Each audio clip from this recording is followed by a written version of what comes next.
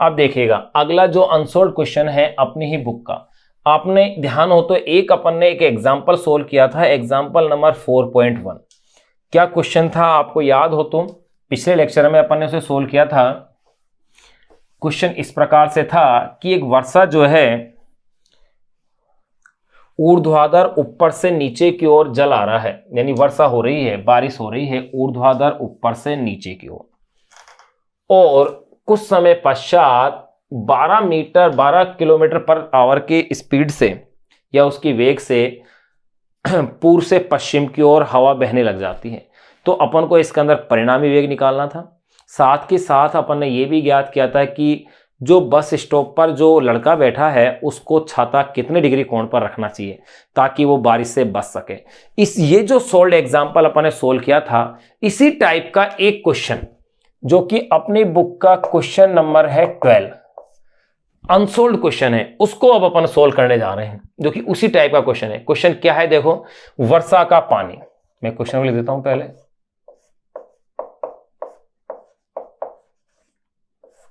वर्षा का पानी 30 मीटर प्रति सेकंड की चाल से, 30 मीटर प्रति सेकंड की चाल से वर्षा का पानी 30 मीटर प्रति सेकंड की चाल से ऊर्ध्वाधर नीचे गिर रहा है।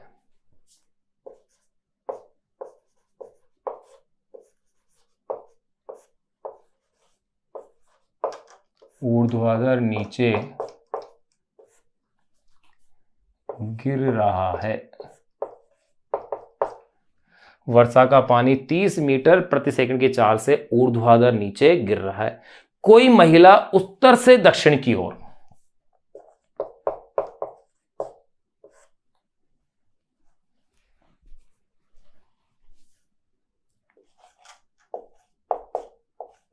कोई महिला उत्तर से दक्षिण की ओर, कोई महिला उत्तर से दक्षिण की ओर 10 मीटर प्रति सेकंड की चाल से, 10 मीटर प्रति सेकंड की चाल से कोई महिला उत्तर से दक्षिण की ओर 10 मीटर प्रति सेकंड की चाल से साइकिल चला रही है।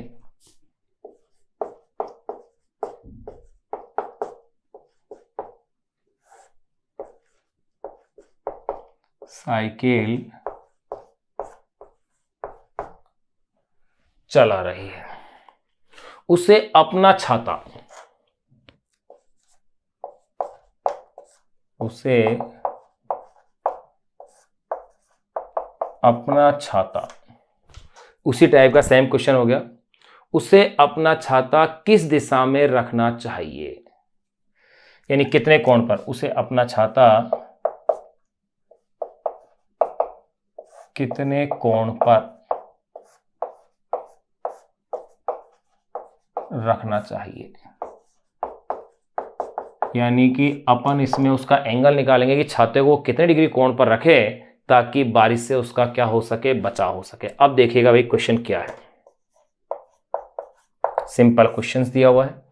वर्षा इस तरह से ऊर्ध्वाधर ऊपर से नीचे की ओर है, यानी कि बारिश जो वर्षा है इसकी वेलोसिटी को मैं शो कर रहा हूं VR से, स्मॉल r मतलब रेन के लिए।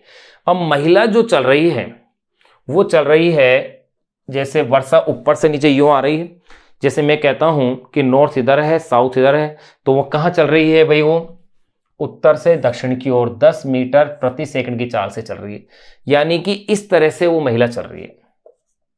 इसे मैं लिख दूंगा VW। यहां W का मीन्स है वुमेन, औरत के लिए हो गया। वहां W का मीन्स आ रहा था विंड, हवा के लिए आ रहा था। तो देखिए भाई दोनों परपेंडिकुलर हो गए, परस्पर। देख लो भाई बारिश जो है वो तो ऊपर से नीचे की ओर यूं आ रही है, बारिश ऊपर से नीचे आ रही है और महिला यूं इस डायरेक्शन में जा रही है। तो यानी कि यूं कह सकते हैं बारिश का वेग तो इस दिशा में हुआ और महिला का वेग इस दिशा में हुआ, दोनों परस्पर एक दूसरे के क्या हुए, लंबवत हो गए। तो इसका परिणामी वेग भी निकाल सकते हैं। देखो V रिजल्टेंट, अगर दोनों एक दूसरे के लंबवत हैं तो देखिएगा VR का स्क्वायर प्लस वी डब्ल्यू का स्क्वायर। बिल्कुल, परिणामी वेग भी निकल जाएगा। चलो निकाल के देख ही लेते हैं इसे भी। बारिश कितने हैं? 30 मीटर प्रति सेकेंड, 30 का स्क्वायर, और महिला का दिया हुआ है 10 मीटर प्रति सेकेंड। अब आप इसे सोल्व कीजिएगा। देखो कैसे सोल्व करेंगे। 30 का स्क्वायर तो हो गया है 900, 10 का हो गया है 100, यानी कि v r is equal to हो गया है √1000 मीटर पर सेकेंड, जिसे कि आप लिख सकते हैं 100 इंटू 10। तो देखिए 100 का रूट तो हो गया 10, ये √10 ये मीटर पर सेकेंड। ये परिणामी वेग आ गया। ये भी मैंने निकाल लिया है कि बारिश इस वेग से आएगी। ये परिणामी वेग आ गया जो कि इनके मध्य में आएगा, जो अपन ले सकते थे क्योंकि परस्पर परपेंडिकुलर तो है ही है। अब एक चीज और इसके अंदर देखिएगा, मैं इसकी अगर आंकिक वैल्यू, न्यूमेरिकल वैल्यू और निकाल सकता हूं। कैसे? बहुत आसान है। √10 की वैल्यू होती है 3.16, यानी v r is equal to 31.6 metre पर सेकेंड। इतनी स्पीड से उसे बारिश क्या होगी? महसूस होगी, यानी कि बारिश की स्पीड उसे ज्यादा प्रतीत हो रही है। फिर उसके बाद अपन निकाल लें उसका एंगल भी निकाल सकते हैं कि कितने कोण पर रखना चाहिए। तो देखिए भाई, इस वाले पार्ट को मैं इस ओर यहां सोल्व कर रहा हूं, तो एंगल की अगर मैं वैल्यू देखूं तो देखिए भैया tan theta is equal to, सदिशों के वियोजन से याद कीजिए, tan theta is equal to V Y upon में वी एक्स। इसी तरह से यहां ये हो जाएगा tan theta is equal to V W upon में वी आर। ये लो वैल्यू कैलकुलेट करनी है। वी डब्ल्यू है 10 और यह है 30, यानी कि tan theta is equal to 1/3, tan theta is equal to 1/3, या इसे आप कह दीजिए 0.333, यानी कि थीटा इज इक्वल टू हो गया है tan इनवर्स 0.333। और इसके वैसे तो आंसर आप इसी फॉर्मेट में यहां लिख के छोड़ सकते हैं और दिया भी ऐसे ही होगा, लेकिन अगर मान लो आपको टेबल दे दी गई हो कि भाई 10 की टेबल से वैल्यू देखिए, तो ये आ जाएगा 18 डिग्री 26 मिनट, ये आ जाएगा। इतने डिग्री कोण पर उसको, महिला को, अपना छाता रखना पड़ेगा। ये इसका आंसर आ गया, यानी कि इतने डिग्री कोण पर, 18 डिग्री 26 मिनट के कोण पर उसे, अपने महिला को, अपने छाते को क्या होगा? रखना होगा। ये एक अच्छा क्वेश्चन जो भी अपनी बुक का था, अनसोल्व क्वेश्चन नंबर 12, ये अपन ने सोल्व कर लिया। अब अपन एक नेक्स्ट क्वेश्चन और अपन इसका देखते हैं, जो कि अपनी ही बुक का एक अनसोल्व क्वेश्चन है।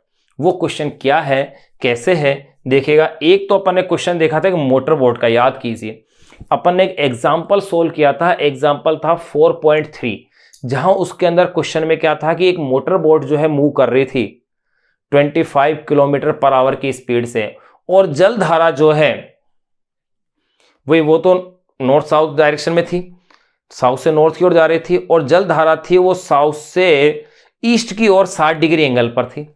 फिर उसके लिए अपन ने परिणामी वेग निकाला था और उसके लिए एंगल भी ज्ञात किया था। ठीक उसी टाइप का अगला एक क्वेश्चन और है, उस क्वेश्चन को अपन नोट करते हैं। देखिए वो क्वेश्चन क्या है, अपनी ही बुक का अनसोल्व क्वेश्चन है वो।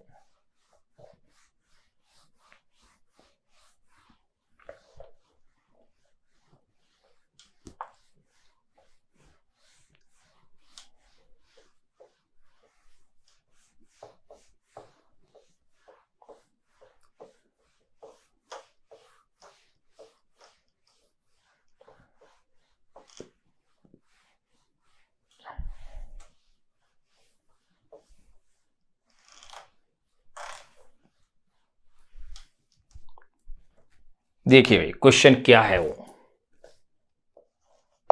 अपनी ही बुक का क्वेश्चन नंबर है 13वें नंबर का अनसोल्व क्वेश्चन, जो कि चैप्टर के एंड में दिया हुआ क्वेश्चन है। क्वेश्चन में क्या कह रहे हैं, कोई व्यक्ति स्थिर पानी में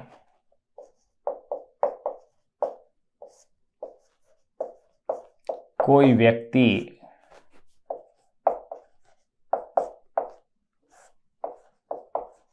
स्थिर पानी में 4 किलोमीटर प्रति घंटा की चाल से तैर सकता है।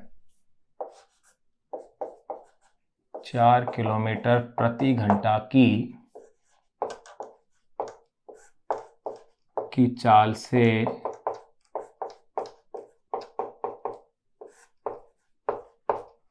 तैर सकता है। कोई व्यक्ति स्थिर पानी में 4 किलोमीटर प्रति घंटा की चाल से क्या है, तैर सकता है।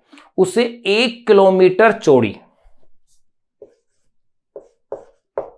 उसे 1 किलोमीटर चौड़ी, उसे 1 किलोमीटर चौड़ी नदी को पार करने में, नदी को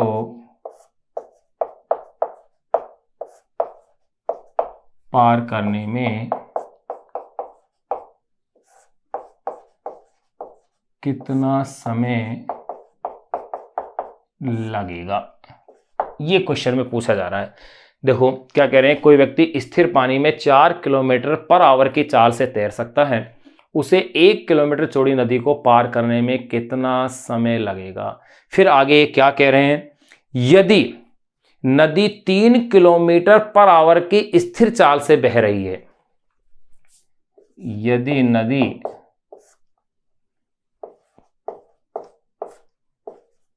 3 किलोमीटर पर आवर की स्थिर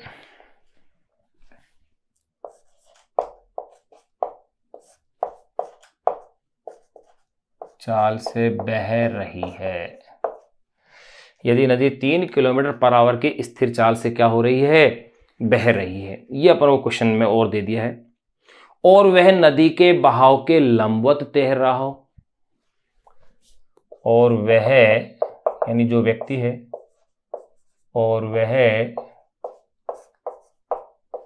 नदी के बहाव के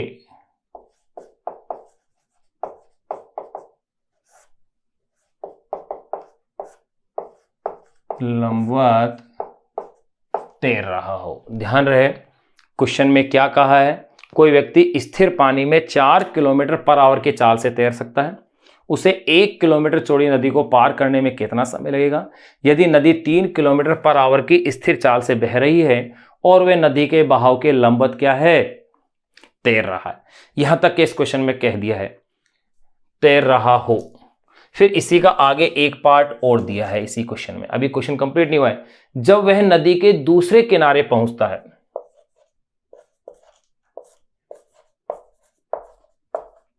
जब वह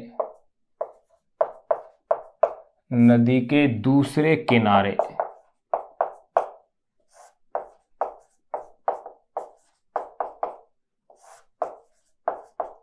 जब वह नदी के दूसरे किनारे पहुंचता है तो नदी के बहाव की ओर कितनी दूर पहुंचेगा। तो क्या कहा मैंने, जब वह नदी के दूसरे किनारे पहुंचता है तो वह नदी के बहाव की ओर, तो वह नदी के बहाव की ओर, तो वह नदी के बहाव की ओर कितनी दूर पहुंचेगा।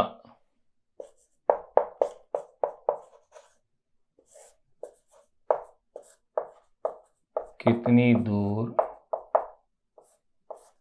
पहुंचेगा। देखो एक सिंपल और एक बढ़िया क्वेश्चन है जिसको कि अपन अब सोल्व करेंगे। इस क्वेश्चन के बाद अपने जो रिमेनिंग और जो अनसोल्व क्वेश्चन है सदिश पर आधारित, उन क्वेश्चनों को सोल्व करके समतल में जो गति है उस पॉइंट को अपन इसमें क्या करेंगे, डिस्कस करेंगे। ध्यान रहे इस क्वेश्चन को एक बार आप रीड करके जरूर देखें ताकि आपको डाटा का अनुमान हो जाए कि कोई व्यक्ति स्थिर पानी में 4 किलोमीटर पर आवर की चाल से तैर सकता है। एक तो ये व्यक्ति की चाल दे रखी है और 1 किलोमीटर चौड़ी नदी है। तो देखो भैया चाल आपको दे दी है और दूरी आपको दे दी है, तो समय निकालना आपके लिए इस क्वेश्चन में क्या हो गया, आसान हो गया। फिर आप आगे देखें 1 किलोमीटर चौड़ी नदी को पार करने में कितना समय लगेगा, तो समय निकल जाएगा। यदि नदी 3 किलोमीटर पर आवर की, देखो नदी की भी चाल दे दी है भाई, इसमें 3 किलोमीटर पर आवर की स्थिर चाल से बह रही है और नदी के बहाव के क्या है, लंबवत तैर रहा हो। शर्त यह है नदी के बहाव के लंबवत क्या हो, व्यक्ति तैर रहा हो। जब वह नदी के दूसरे किनारे पहुंचता है तो वह नदी के बहाव की ओर कितनी दूर पहुंचेगा, यानी दूरी भी इसके अंदर पूछी गई है। इस एक ही क्वेश्चन के अंदर दो दो भाग आपसे पूछे गए हैं। एक बार आप इस क्वेश्चन की प्रैक्टिस आप सोल्व करके इसे देखें, फिर इस क्वेश्चन को जो है सोल्व करते हैं। देखिए अपन इस क्वेश्चन को देख रहे थे। क्वेश्चन में क्या कह रहे थे कि कोई व्यक्ति स्थिर पानी में 4 किलोमीटर पर आवर की चाल से तैर सकता है, यानी उस व्यक्ति की चाल 4 किलोमीटर पर आवर है, उसे 1 किलोमीटर चौड़ी नदी को पार करने में कितना समय लगेगा। एक तो ये पूछा गया है। दूसरा ये कह रहे हैं कि नदी का बहाव जो है 3 किलोमीटर पर आवर है, तो और जब वह नदी के दूसरे किनारे पहुंचता है तो वह नदी के बहाव की ओर कितना दूर पहुंचेगा। देखिएगा क्वेश्चन को सोल्व करते हैं। क्या क्वेश्चन है, नदी की चौड़ाई ले लीजिए आप, ये लीजिए। तो नदी की जो चौड़ाई दी गई है यह है 1 किलोमीटर। अब देखिए व्यक्ति जो तैर रहा है वो तैर रहा है 4 किलोमीटर पर आवर की चाल से तैर सकता है, और ध्यान रहे साथ में क्या कह रहा है, नदी के बहाव के लंबवत तैर रहा हो। नदी के बहाव के लंबवत, नदी का बहाव इस दिशा में है भाई, नदी का बहाव इस दिशा के अंदर, ये मैंने ले लिया है, यानी कि वेलोसिटी वी आर, आर का मतलब यह रिवर यानी कि नदी के लिए, ये इस दिशा में है, इसके लंबवत वो व्यक्ति तैर रहा है, यानी कि इस डायरेक्शन में यूं कह सकता हूं मैं। अगर इस डायरेक्शन के अंदर अगर व्यक्ति वो तैर रहा है, देखिए आप यहां इस तरह से, यानी कि यहां इस डायरेक्शन में उस व्यक्ति की स्पीड मैंने ले ली है वी एम। यहां तो यह है वी एम वेक्टर और यह है वी आर वेक्टर, दोनों परपेंडिकुलर है। इधर जो स्पीड है उसके तैरने की जो वेलोसिटी है वो है 4 किलोमीटर पर आवर, और नदी के बहाव की है 3 किलोमीटर पर आवर, और व्यक्ति नदी के बहाव के कैसा है, परपेंडिकुलर, उसके लंबवत क्या हो रहा है, तैर रहा है। यानी कि रिजल्टेंट क्या होगा इसका तैरने का रिजल्टेंट यूं आ जाएगा, यानी कि व्यक्ति यहां आएगा।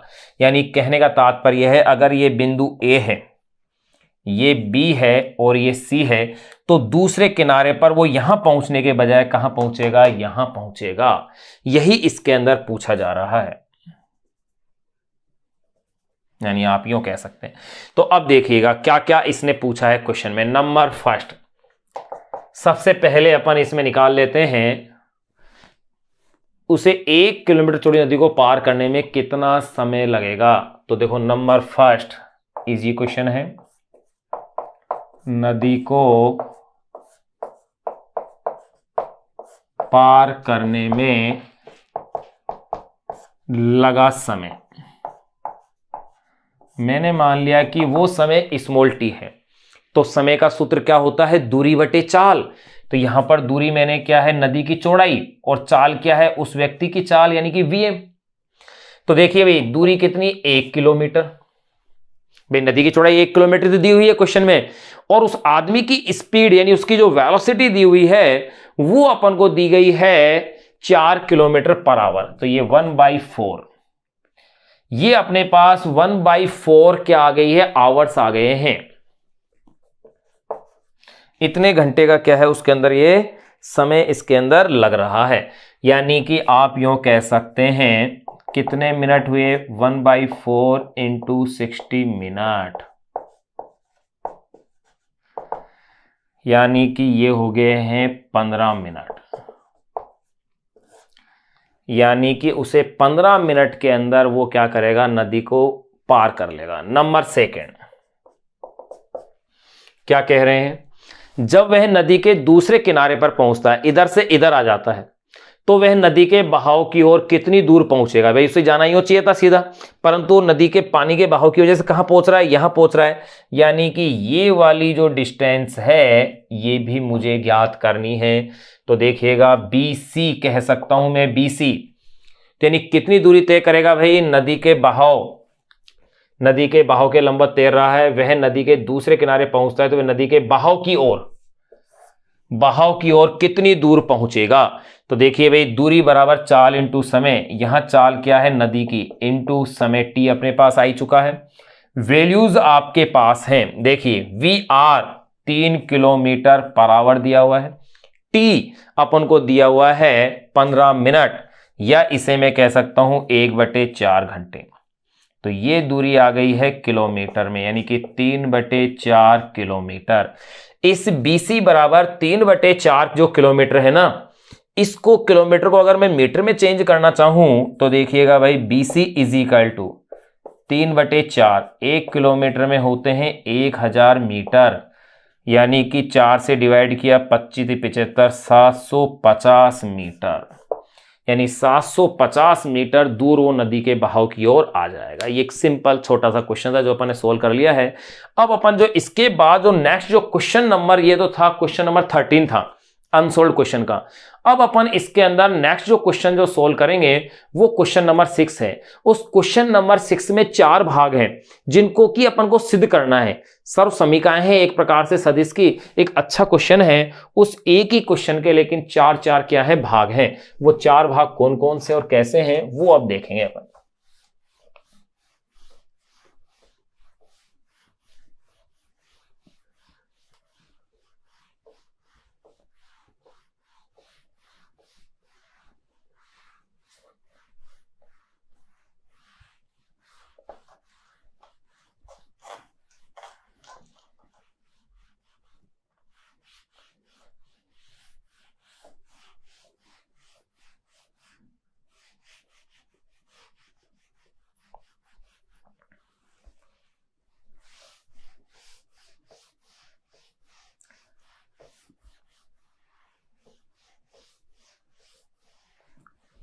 देखिए भाई, अब अपन अपनी ही बुक का अनसोल्ड क्वेश्चन नंबर 6 को सोल्व कर रहे हैं।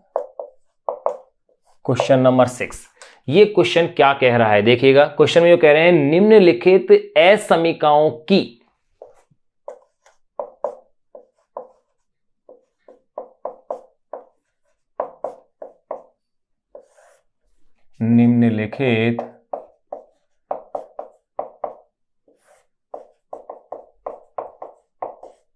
असमीकाओं की ज्यामिति या किसी अन्य विधि द्वारा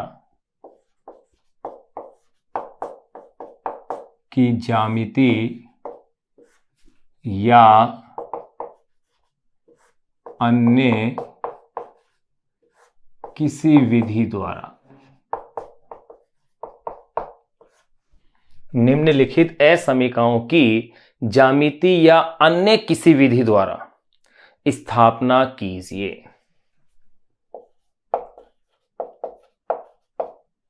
यानी इनको क्या करना है, सिद्ध करना है। ये क्वेश्चन में दिया है। साथ ही इसमें एक लाइन और ये जोड़ रहे हैं कि इसमें समीका यानी कि समता का चिन्ह कब लागू होता है। क्या कह रहे हैं कि इसमें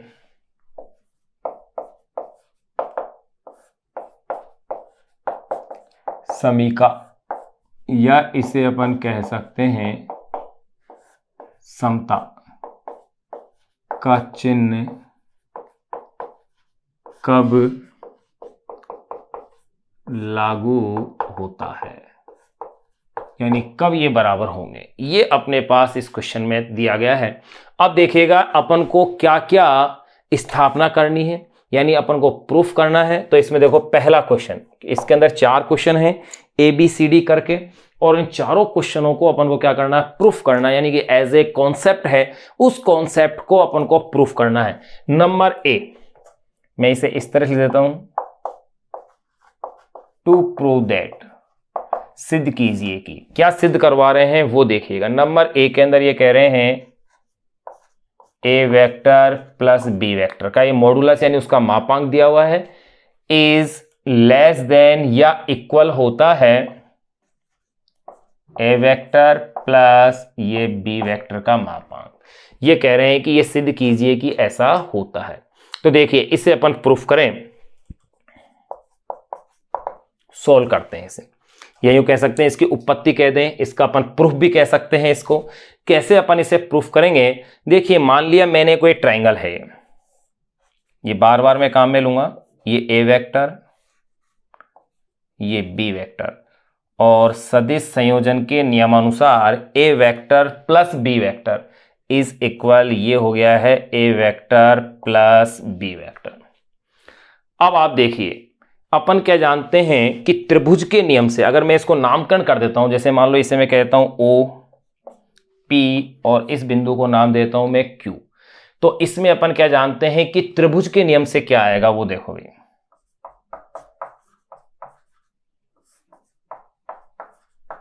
देखिए भाई, त्रिभुज के नियम से क्वेश्चन में ये अपन को प्रूफ करना है। त्रिभुज के नियम से अपन क्या जानते हैं, OP vector plus PQ vector is equal to क्या होगा, OQ वेक्टर होगा। यही तो होगा। यानी अपन क्या जानते हैं, त्रिभुज के नियम से मैं यह भी कह सकता हूं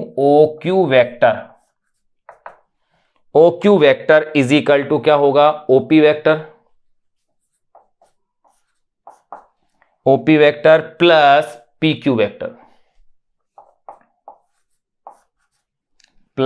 PQ वेक्टर ये हो गया। अब आप गौर कीजिएगा, OP वेक्टर क्या है, A वेक्टर, तो इज इक्वल टू मैं इसे कह सकता हूं A vector plus PQ vector क्या है मेरे पास, स्मॉल b वेक्टर। ये लो, एक स्टेप में ये लिख सकता हूं।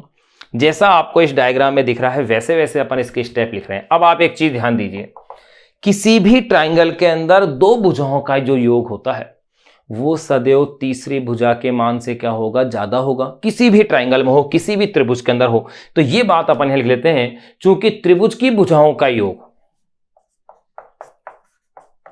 चूंकि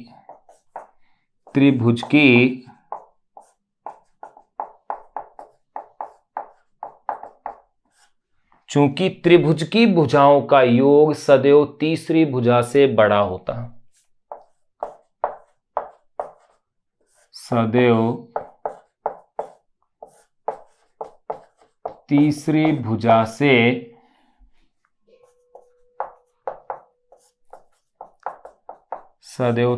भुजा से क्या होता है, बड़ा होता है। इसका मतलब मैं यूं कह सकता हूं भाई, दो भुजाओं का योग यानी कि OP वेक्टर, यूं कह सकता हूं OP प्लस PQ, इन दोनों का जो योग होगा वो OQ से क्या होगा, ज्यादा होगा, इज ग्रेटर देन होगा OQ। बिल्कुल, देखो चूंकि त्रिभुज की भुजाओं का योग सदैव तीसरी भुजा से क्या होता है, बड़ा होता है। इसका मतलब OP और PQ का जो योग है वो OQ से क्या होगा, ज्यादा होगा। या इसे मैं यूं भी कह सकता हूं भाई, कैसे कह सकता हूं कि OQ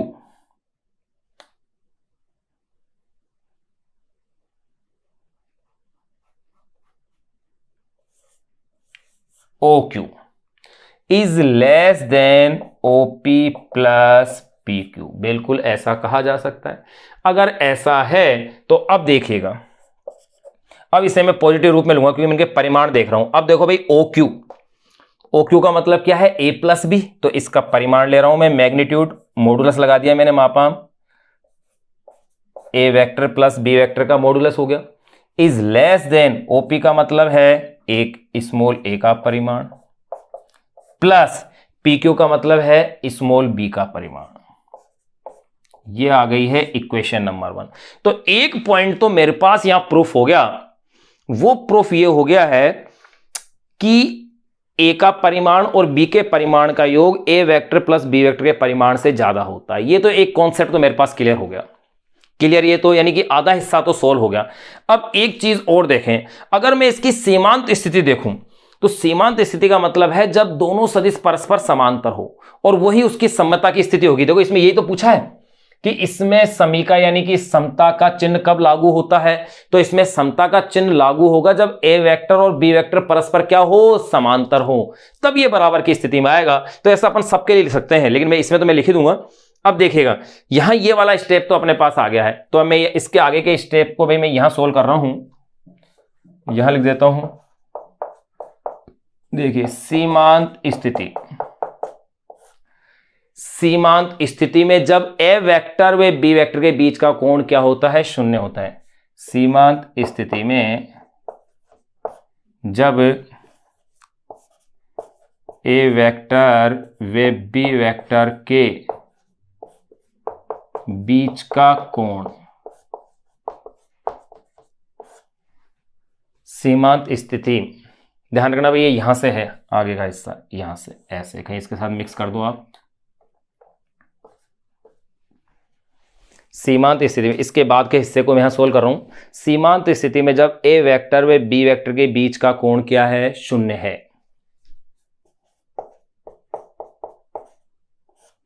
तो इस स्थिति के अंदर अपन क्या कह सकते हैं, इस स्थिति के अंदर अपन ये कह सकते हैं, यानी कि ए वेक्टर का परिमाण, यानी कि यूं कह सकते हैं ए वेक्टर प्लस बी वेक्टर का जो परिमाण होगा ये इक्वल होगा ए वेक्टर का परिमाण प्लस बी वेक्टर का परिमाण, और ये हो गई इक्वेशन नंबर 2।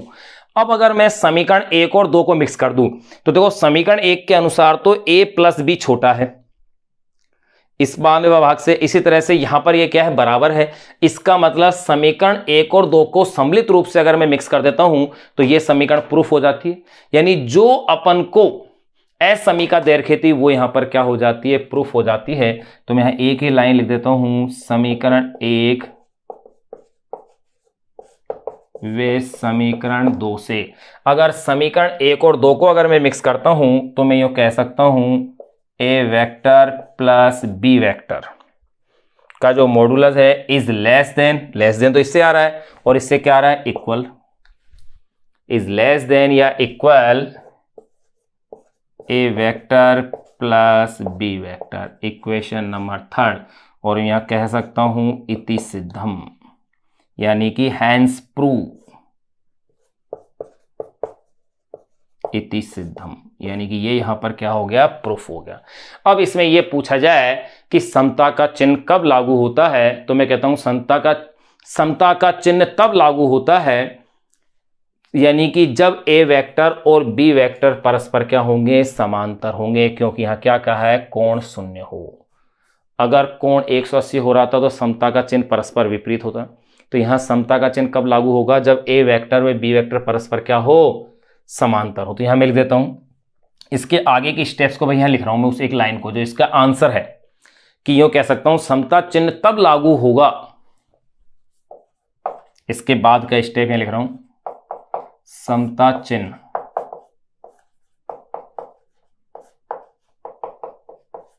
तब लागू होगा, समता चिन्ह तब लागू होगा जब ए वेक्टर व बी वेक्टर कैसे हों, समांतर हों। जब ए वेक्टर व बी वेक्टर समांतर हो। ये लो, ये पहला एक क्वेश्चन अपने पास कंप्लीट हो गया, जिसमें प्रूफ करना था कि ए वेक्टर प्लस बी वेक्टर का जो मापांक है, मॉडुलस यानी उसका जो परिमाण है, वो ए वेक्टर और बी वेक्टर के परिमाणों के योग से क्या होता है, कम होता है, या उसके क्या होता है, बराबर। ये एक क्वेश्चन अपन ने इसका सोल्व कर लिया है, ए पार्ट। अब अपन बात करेंगे इसके बी पार्ट की।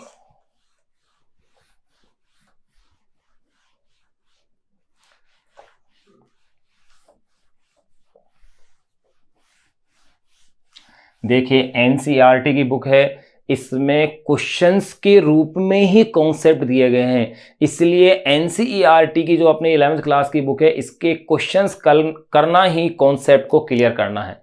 यानी कि क्वेश्चन के अंदर दिया हुआ है, यानी कि टॉपिक के रूप में दे दिया जाए, इसे टॉपिक के रूप में ना दे करके बुक के अंदर इसको कॉन्सेप्ट के रूप में दिया हुआ है, इसलिए क्वेश्चंस हल करना अपने लिए सर्वाधिक महत्वपूर्ण बन जाता है।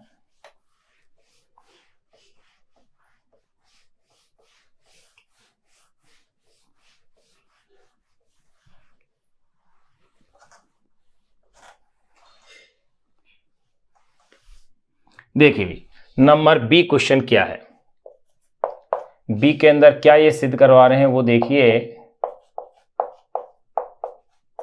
टू प्रूव दैट, क्या सिद्ध करना है अपन को। नंबर बी क्वेश्चन के अंदर ये क्या कह रहे हैं, नंबर बी के अंदर ये कह रहे हैं कि ए वेक्टर प्लस बी वेक्टर का जो परिमाण है, यानी जो मॉडुलस है, वो ग्रेटर देन या इक्वल है किसके, ए वेक्टर का परिमाण माइनस बी वेक्टर का परिमाण, और इसके पूरे के परिमाण से क्या है, ये अधिक है या उसके क्या है, बराबर है। ये अपन को प्रूफ करना है। तो देखिए भाई नंबर बी को अपन कैसे सिद्ध करेंगे, वही सेम कॉन्सेप्ट ठीक उसी प्रकार से अपन करेंगे। अभी अपन एक त्रिभुज अपन ने बना ही लिया था, आपको ध्यान होगा, जैसे मैंने ये बनाया था कि ये यहां से देखो मैं थोड़ा छोटा बना रहा हूं ताकि अपना पूरा सवाल आ सके। ओ ये P था, ये A वेक्टर था, फिर याद कीजिए मैंने ये B वेक्टर लिया था, ये इस तरह से OPQ ये नाम दिया था, और ये बन गया था मेरे पास A vector plus B vector. बिल्कुल ऐसे ही ट्राइंगल था। अब देखिए इसके लिए अपन क्या कह सकते हैं। अपन अच्छे से जानते हैं कि त्रिभुज की दो भुजाओं का जो अंतर होता है, दो भुजाओं का अंतर सदैव तीसरी भुजा से क्या होता है, छोटा होता है, किसी भी त्रिभुज के लिए अपन ये स्पष्ट कह सकते हैं। तो देखो चूंकि त्रिभुज की दो भुजाओं का अंतर, चूंकि त्रिभुज की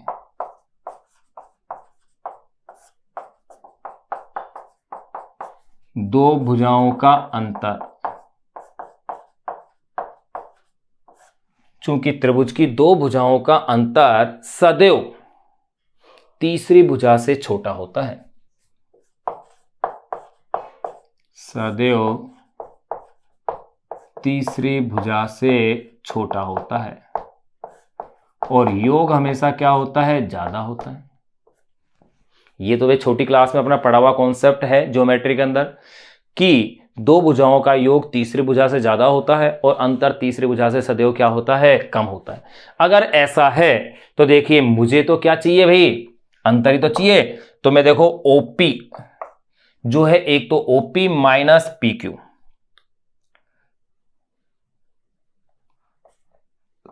OP माइनस PQ, यानी कि इन दोनों का जो डिफरेंस निकाल रहा हूं ये छोटा होगा तीसरी भुजा क्या है, OQ से। बिल्कुल ऐसा ही होगा।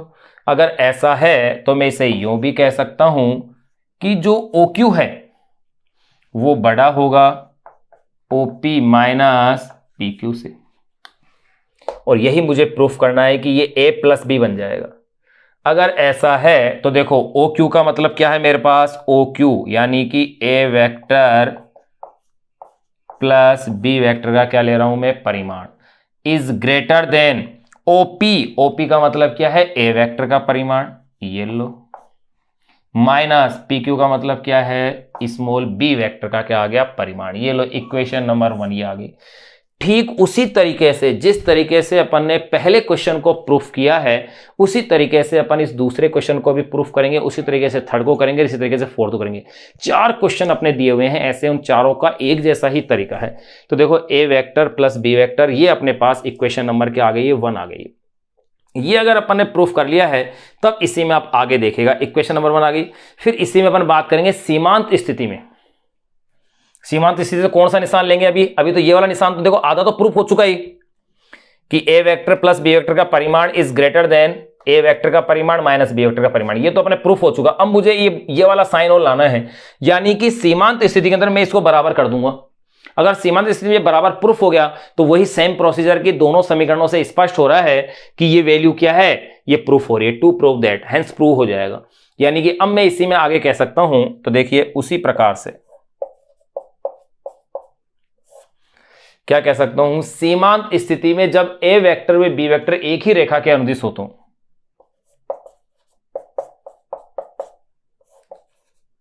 सीमांत स्थिति में जब A वेक्टर व B वेक्टर एक ही रेखा के अनुदिश हो तो एक ही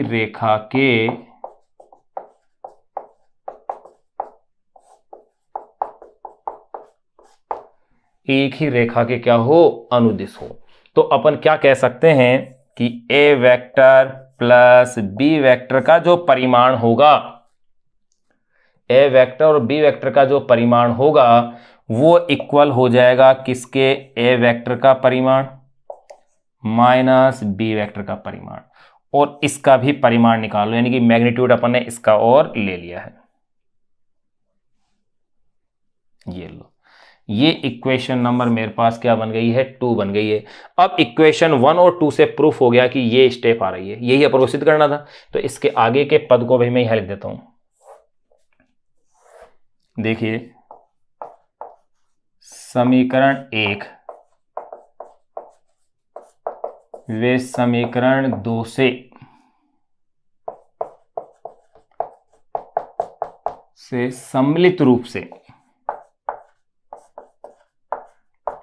समीकरण 1 व समीकरण 2 से अगर मैं सम्मिलित रूप से अगर इसे देखता हूं तो मेरे पास क्या प्रूफ हो जाता है कि ए वेक्टर प्लस बी वेक्टर का परिमाण इज ग्रेटर देन या इक्वल ए वेक्टर का परिमाण माइनस बी वेक्टर का परिमाण। ये लो, ये आपके पास क्या हो गया भाई, प्रूफ हो गया। ये इक्वेशन नंबर 3 और मैं ही इसमें कह सकता हूं इति सिद्धम, यानी कि हैंस प्रूव इति सिद्धम। यहां अपन ने भाई 2 क्वेश्चन अपन ने सोल्व कर लिए हैं। अब अपन बात करेंगे नंबर सी की। देखिए इसी टाइप्स के क्वेश्चन हैं जो अपन ने अभी सोल्व किए हैं। नंबर ए अपने पास कंप्लीट हो गया है, नंबर बी अपने पास कंप्लीट हो गया है। अब अपन बात करेंगे नंबर सी की। एक जैसे तरीके के क्वेश्चन हैं, बस क्वेश्चन अलग अलग हैं, यानी उनको प्रूफ करने का तरीका एक जैसा है अपना, जो कि बड़ा ही सरल तरीका है।